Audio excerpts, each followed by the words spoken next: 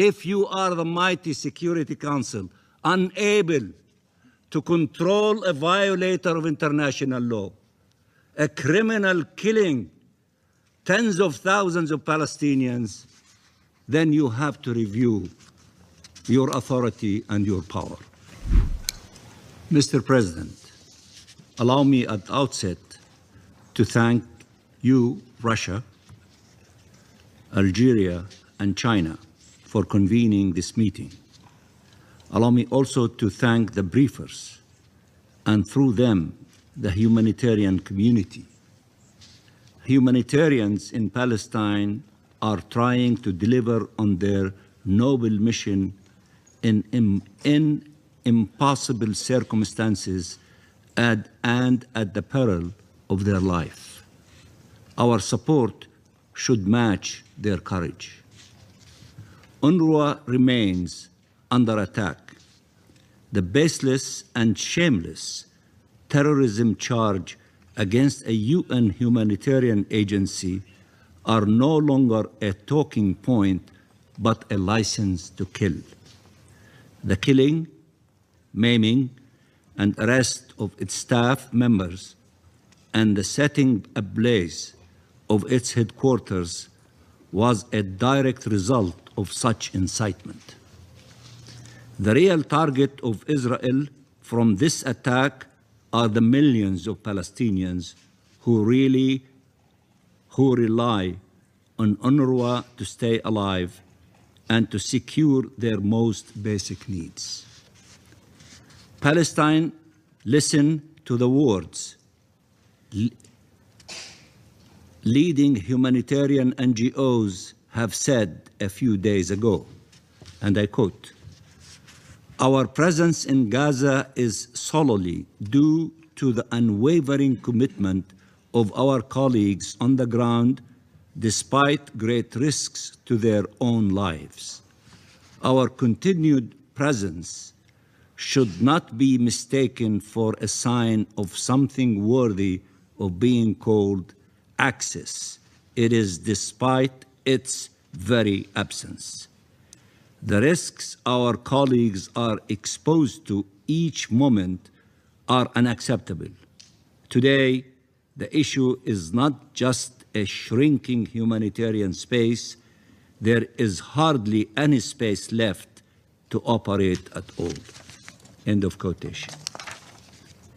These are the ones that should be supported and cheered, not those attacking them, not those killing innocent civilians and anyone trying to help them, rescue them, heal them, feed them, or simply report on their unjust and untimely death. We have collectively failed. This Council has failed. We can continue counting aid trucks and speaking of routes and imagining alternatives, but the only true measure of our success is our ability to alleviate human suffering. And the suffering of Palestinians is Israelis' goal and desire. Whatever solutions you come up with, it will continue ensuring they fail until it is forced to change course. And the first indispensable step is an immediate ceasefire. All of you are asking for a ceasefire, immediate one. Then I wonder, who is stopping you from implementing the ceasefire? If you tell me that the mighty Security Council, the 15 of you, including the permanent 5, who are saying that immediate ceasefire, are you going to prevail or allow the criminals to continue to prevail? Make up your mind. If you are the mighty Security Council, unable to control a violator of international law, a criminal killing tens of thousands of Palestinians, then you have to review your authority and your power. We have collectively, I said, failed.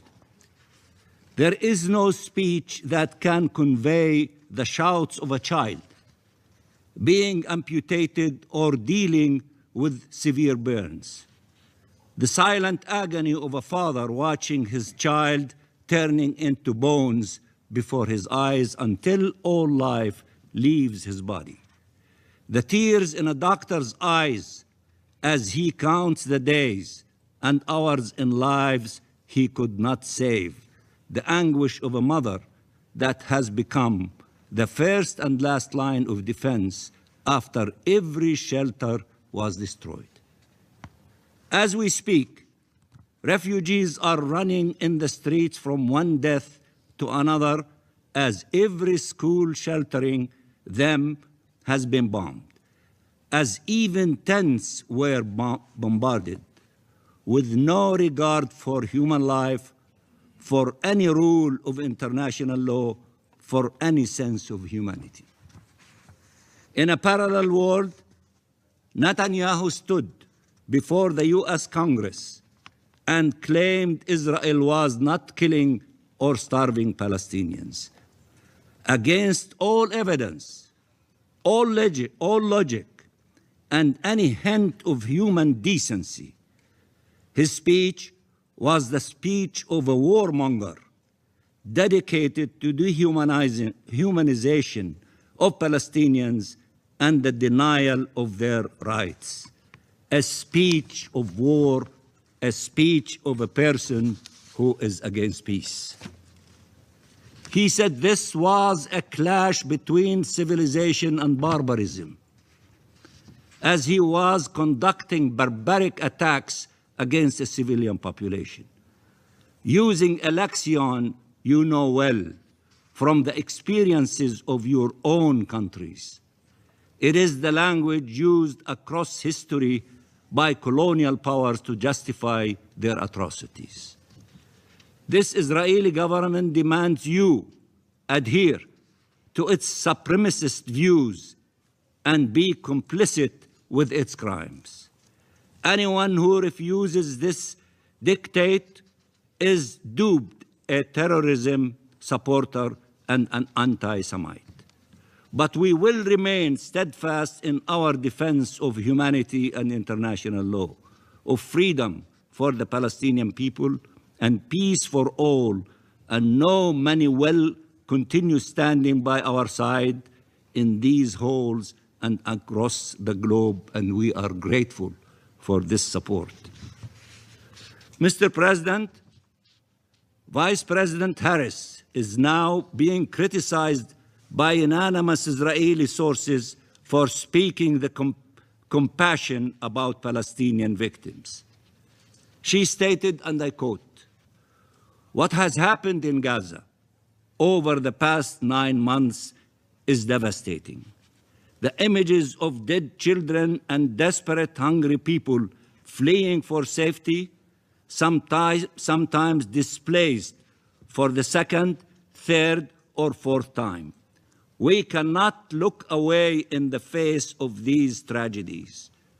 We cannot allow ourselves to become numb to the suffering, and I will not be silent." End of quotation. And silence here is exactly the goal of those outraged by the fact she evoked the right of the Palestinian people to freedom, dignity, and self-determination. We reiterate here our support for Resolution 2735 and the need to ensure its immediate and full implementation. We need to put an end to this horrific assault and make sure such tragedy never occurs again by sparing no effort to achieve freedom and peace, as both of them go hand in hand. We also express our appreciation to the efforts of China for helping us to put our house in order. In this connection, we also thank Egypt, Algeria, Russia, and many others in this regard. Mr. President, The highest court in the world has concluded that Israel's occupation is illegal and must be brought to an end as rapidly as possible. The ICJ has provided us with its authoritative interpretation of binding rules of international law and spelled out Israel's obligations as well as the obligations of all states and the United Nations. The judges have delivered on their sacred mandate. Now it is time for all states and the UN to perform theirs. We will not ignore a single element that the ICJ articulated in its historic advisory opinion. We will seek the implementation of every detail about this illegal, unlawful, criminal acts against our people by the continuation of this occupation that has to end and end as soon as possible.